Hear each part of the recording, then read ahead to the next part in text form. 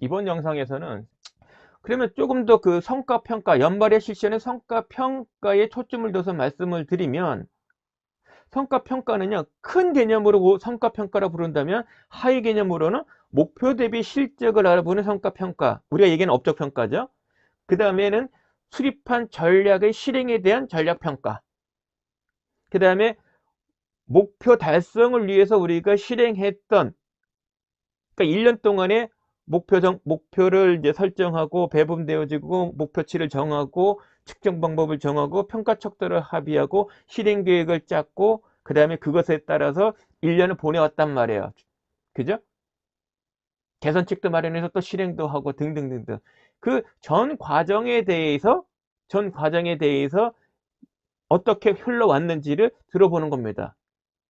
그러면 기간 실행에 대한 거, 협업 과정 또는 뭐 리더가 제공했던 코칭에 대한 의견도 들을 수 있는 거죠.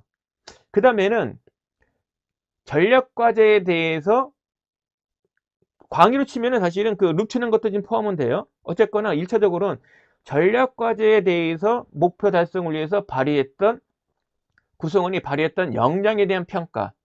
그러니까 목표 달성을 위해서 어떤 역량을 어떻게 발휘했는지 그것에 대한 평가, 이 전반적으로 이루어지는 것이 바로 성과평가입니다. 뭐 작게 얘기하면은 업적평가와 목표 대비 실적에 대한 업적평가, 그리고 전략과제를 달성하는 과정에 구성원이 발휘했던 역량에 대한 평가.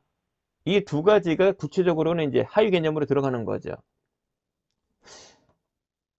근데 이때 역량평가가 특히 그 연말에 하는 성과평가 때 역량평가가 공정하려면 1년 전체에 대한 것을 한꺼번에 하려니까 힘든 거예요.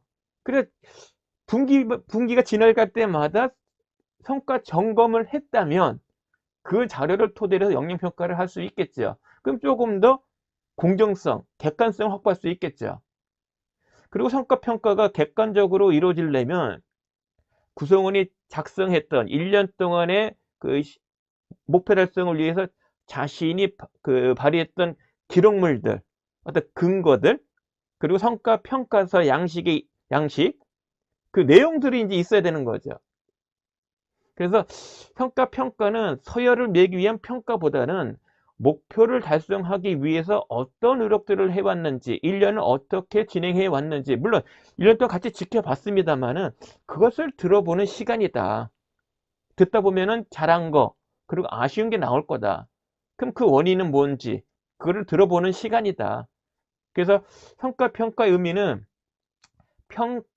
업적평가, 역량평가에 쓰일 값을 산출하는 것도 있지만 구성원에게 부족한 부분을 발견해서, 그러니까 목표 대비 실적의 부족한 부분을 이제 극복하기 위한 개선 방안을 수립하게 만들고 그거를 달성하는 데 필요한 능력과 역량, 부족한 게 있다면 그것을 채워주는 것을 약속을 받아내는 자리다.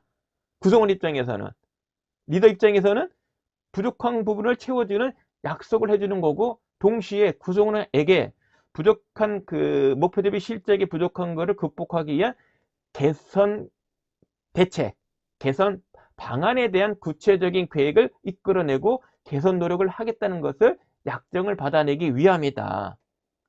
그러니까 의미가 있는 거죠.